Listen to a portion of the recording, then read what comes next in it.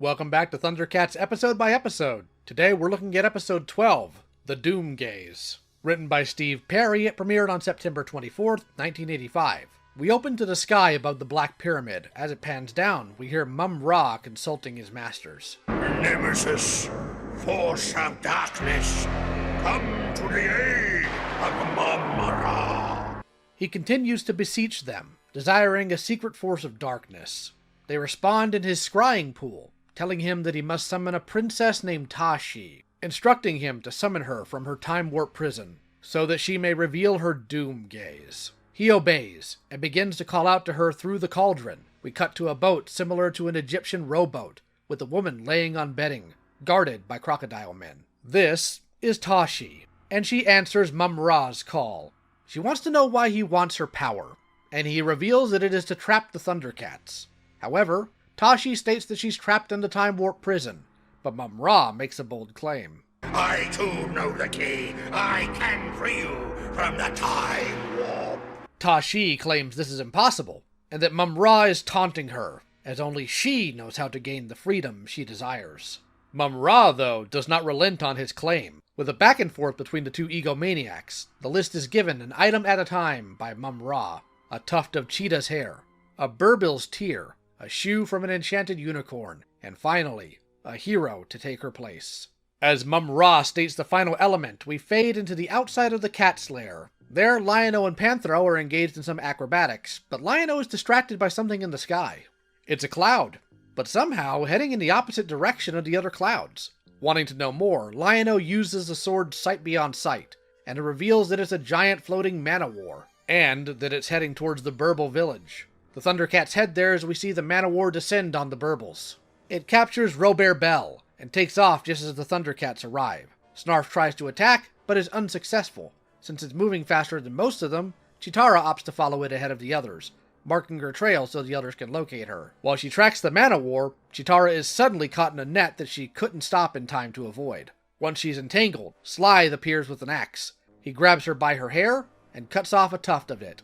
Cheetara, obviously, isn't too happy about this, and breaks free. She lunges at him, but Slythe is whisked away by the man-o-war before she could reach him. Meanwhile, we see that Lion-O and Snarf are following Cheetara's trail. We cut to a unicorn in the forest when a bolo is thrown out, snaring the animal. Jackalman emerges from the underbrush and successfully steals one of its horseshoes. Lion-O sees this and runs Jackalman off. Lion-O frees the unicorn and Cheetara arrives. They discuss the strangeness of the items being collected. Lion-O realizes that it must be Mum-Ra behind all of it. Using Sight Beyond Sight, he locates Mum-Ra. We continue to watch as Mum-Ra begins the ritual, summoning Tashi. Robert Bell terrified as the screen fades out. Fading back in, Lion-O strategizes with Cheetara to pin the villains by approaching from both sides. Cheetara takes off across the desert as we watch Lion-O and Snarf navigate a mountainside. They come across a gap in the trail, and Lion-O uses a sword to make a bridge for Snarf. Unfortunately, the other side crumbles below Snarf and he falls. Thankfully, Lion-O reacts quickly and is able to save Snarf before he gets seriously hurt. We cut back to Mum-Ra, chanting ritualistically as we see that Lion-O and Cheetara have both arrived as planned. Mum-Ra declares that he's done what is required, and Tashi descends from her boat. Lion-O, though, is taken aback by her beauty. But she's so beautiful. Lion-O! In a kind of evil way, of course. And as she descends, Mum-Ra responds. Let the sorcery begin. He transforms as everyone looks on, and Tashi tells him to free her so she can share the Doomgaze's power with him. Mum-Ra summons his dark magic and begins, taking the hair and shoe, combining them together to form a goblet. Snarf tries to shake Lion-O into action, but he's transfixed by Tashi. Mum-Ra approaches Robert Bell, and she is defiant, saying she will not cry.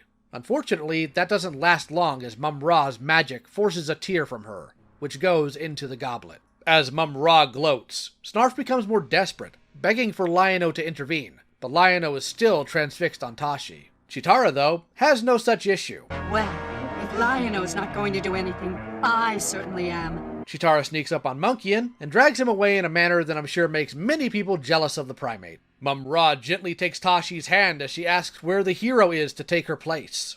As if on cue, Lion-O steps forward and brandishes the sword. He summons the other ThunderCats, and they see the signal. heading his way in the tank as Chitara engages Monkeyin, leaving him stranded on a pillar. Maybe that'll teach you to monkey with the ThunderCats, mutant. Slythe tries to intercept Lion-O, but Chitara strikes the ground in front of him, causing him to fall back. She tells Lion-O to take on Mum-Ra, as she'd like to settle up with Slythe over the cut hair. As she chases him off, Mum-Ra tells Tashi to use her Doomgaze, so that Lion-O can be trapped in the Time Warp prison. Tashi makes eye contact with Lion-O, and the Doomgaze takes effect, freezing Lion-O in place, with the sword retracting, and the signal summoning the others begins to fade. They notice this and realize it's a bad sign, so they opt to take the quicker but more dangerous route to get to Lion-O, through the field of daggers. As they drive, rocky spikes burst out of the ground. While they avoid them at first, some of them catch the tank, suspending it in air. I thought you said this thing was impenetrable. Nobody is perfect. Lion-O is completely frozen in place as Mum-Ra gloats about the fate he has planned for him, proclaiming that he and Tashi will rule the universe. Snarf, though, does his best and stands up to Mum-Ra, but Tashi also uses a Doomgaze on him, freezing him alongside Lion-O. Jackalman witnesses this, as well as Slythe being restrained by Chitara, and attempts to sneak away, but Chitara catches up with him, and it doesn't go so well for him. Cat against dog. A foregone conclusion, wouldn't you say? Jackalman tries to be intimidating, but ultimately runs off. With all the mutants dealt with, Chitara's attention goes back to the others. As she approaches, Mum-Ra demands that she submit to them. Tashi uses the Doomgaze on her, only for Chitara to smile back at her. The Doomgaze doesn't work on Chitara. With neither of them wanting to accept that, Mum-Ra tells her to try again, only for it to still have no effect. You may mesmerize men with your evil beauty, but I am a woman. You hold no mystery for me.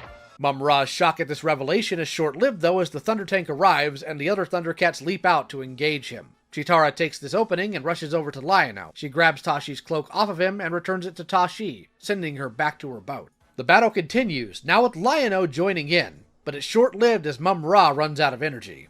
Mum-Ra retreats, vowing revenge as Tashi's boat disappears. With the danger gone, the group discusses what happened. Lion-O doesn't know what came over him, but extends an apology for his lack of action to Robert Bell. She responds, telling him not to be so hard on himself, and that we all have moments of weakness. That's when Lion-O brings up that even Snarf tried, but then he realizes Snarf's not with them. Somehow, Snarf is still frozen by the Doomgaze. The others wonder what to do, and Chitara looks to Panthro. Don't look at me. Technology is my specialty, not the supernatural. Wily Kit, though, notices that the goblet from the ritual is still there and hypothesizes that it may be a way to free Snarf. As the tear touches Snarf's lips, he reanimates and begins complaining about Lion-O's lack of action, as though the danger is still current, the others laughing about this as the episode ends. Writer's commentary from Steve Perry. I had pitched several ideas over the phone to Leonard Starr, and he liked the Doomgaze best and told me to do that. I wrote a first draft in 3 days, express mailed it down to Lynn in Connecticut, and he called me with rewrites and tightening up ideas. Lynn shared a studio with the artist Stan Drake, and as we were talking about Tashi and the story content of what would become Show 12, The Doomgaze, Lynn decided we needed to name the Egyptian barge Tashi rode around on, because he thought it had toy potential. The whole show is one big ad for the toys, he would say. We've got to name everything. If you recall this episode and the Egyptian barge of Tashi, you will recall it is crewed by a bunch of crocodile men. As we were shooting names for the ship back and forth, Stan Drake piped up in the background. How about calling it a croc-a-ship? After we stopped laughing, we gave up trying to name it. It could never be anything except the croc-a-ship. Some people have pointed out to me that this was considered to be a girl power ThunderCats episode, and as such, a rare show. This is something I was completely unaware of and had never heard, and there was no conscious effect by me or anyone to make a pro-feminist episode. I think that's a classic case of people reading in attributes that were not put there on purpose.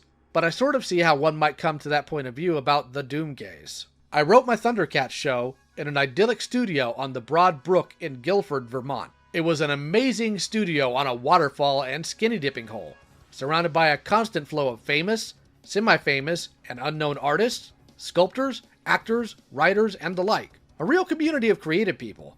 I was often considered to be one of them, until they found out I worked on cartoons, and that made me not a serious artist. It was that snobby Soho attitude. David Crichton, Hear the Roar, the unofficial and unauthorized guide to ThunderCats. Now my thoughts. This is the first outing of Steve Perry as a writer for the show. I'll talk about him more at length on another review, but it's fair to say that his contributions to the series are solid, and he's a great addition to the myriad of writers that worked on the show. Mr. Perry's story here was a lot of fun, and really gave a fun experience for the viewers then and now. If you're wondering about Leonard's comment about the show in contrast to the multiple pieces of data that demonstrate the show's purpose wasn't toy sales, that's a story I'll need to detail once I figure out how to. For now, understand that ThunderCats was a production, and sometimes things don't work out behind the scenes like they should, and it affects people and their perspectives. We'll leave it at that for now, though the story and attempt at naming the ship is genuinely funny. Personally, I read the story as a cautionary tale for being blinded by someone's seemingly positive attributes while not noticing the damage having that tunnel vision is doing. Essentially, letting the fancy packaging distract you from the garbage content it holds. Ta Shi exemplifies every toxic relationship, bad purchase, or poor life decisions that is taken or continued that leads to a bad outcome. Sometimes we get caught up so much in what something could be, or the smaller benefits of it, that we could get into some sort of sunk cost fallacy, and keep on with it when we know we shouldn't. Sometimes it takes someone more external, with a more removed perspective to point these things out, to reach the person struggling. When you're in that situation, it's hard to see out of it, and a solid support system is a must-have. About the aspects of the story itself, we see some interesting things. Firstly, this is the first time we hear the ancient spirits of evil verbally communicate with Mum Ra. It doesn't happen too often in the series, but it's pretty important when they do. What's also interesting is that Mum Ra refers to them initially as Nemesis, which often means a rival or archenemy. Obviously, it's not Mum Ra's, so the conclusion is that they're the nemesis of anything just or righteous in the world. This also has Mum Ra listing himself as the ever-living source of evil, further entrenching his purpose on Third Earth. You have to remember, Mum Ra loses ground each time the ThunderCats help someone, dispel fear, or make allies. The title he speaks of is indicative of his actions and role. This is also the first time you see Mum Ra perform an actual ritual, with random elements and all. It's given the dark gravitas it deserves as well, weirding out and scaring even his mutant allies. I'll speak about it more in the characters section, but the reveal of the Doomgaze not working on Chitara was well done too. The fight scene near the end of the episode is also excellent, and I really wish I could show it to you, but the copyright claim system hates me, so you'll have to just watch it on your own. You're also welcome to hop in the server and join us when we watch these episodes before the review goes live. That's always fun too. There's a piece of recycled animation from the intro in the final fight scene. I've said it before, this happens sometimes in the series, and here's another time. Another first is that this is the first time any of the ThunderCats have seen Mum Ra transform. It's a neat addition. But let's talk about the characters. We'll start with Ta Shi. This is the first, and only, time you'll see her in the show. While there's been attempts to give her an origin story in other media, we don't know anything about who banished her or what she specifically did. We can surmise, obviously, that she did something with the Doomgaze to warrant it. You'll find this is actually one of the few banished or other dimension characters that Mum Ra didn't have a hand in the banishment of. I know people have had some criticisms of the elements for the ritual, considering how relatively easy they were to find on Third Earth. But I disagree. We don't really know where Ta Shi is from. She may not even be a native to Third Earth. Additionally, the Burbil tier is a very odd and specific thing. You have to keep in mind, Burbils, as we find out, aren't native to Third Earth either. Whoever banished Ta Shi listed as an element what would generally be considered an impossible thing to include. It's only on Third Earth in that specific age that this could be accomplished. As far as her personality goes, it's obvious she uses her looks to her advantage. But in her conversation with Mum Ra, it's pretty clear to the viewer that she's just as vain and manipulative as Mum Ra himself. While she promises to share the power of the Doomgaze with Mum Ra, I have no doubt that she'd try to double-cross him at the first opportunity she'd have. Whether or not it'd work is another matter, but that's just how people like her operate. They manipulate, charm, and when they're discovered, they cry victim and downplay their actions. One villain deserves another, so let's talk about Mum Ra. This is going to start a theme of Mum Ra regularly trying to find different powers and ways to combat the ThunderCats. The narrative benefit here is that it will help explore the history and places of the world to build its mythos even more. It makes Third Earth feel properly lived in, and it's a place that existed for eons instead of a place that's only had history when the ThunderCats arrived. With Lion-O, I'm glad that we see he's doing some training, as nondescript as it seems to be. It's nice to get a look into their lives when they're not having conflicts with the forces of evil. Lion-O in this plays the obvious part as the young man easily enchanted with a woman's beauty without seeing past it. I've seen a lot of guys in my life go down a path of absolute destruction because they were enthralled with a woman that wasn't any good for them. And to be clear, this also happens with plenty of other couplings as well. It's not specifically only to straight men. On to Chitara. I like how much screen time she got in this episode, and more so how much more they fleshed out her personality. It was fun to see her clearly enjoying what she does and embarrassing each of the mutants. Having her act before Lion-O also demonstrates that she's not given to just following.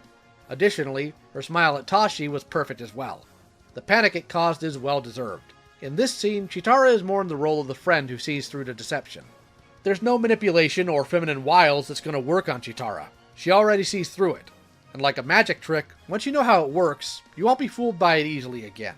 When it comes to the Sword of Omens, there's not too much to say.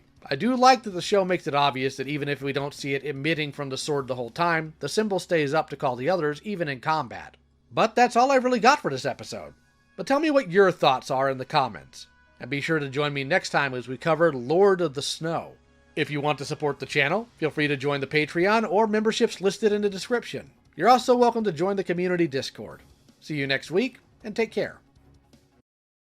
Ricky, when I catch you, Ricky, Ricky, when I catch you, Ricky, Ricky, when I catch you, Ricky, Ricky, when I catch you, Ricky, Ricky, when I catch you, Ricky.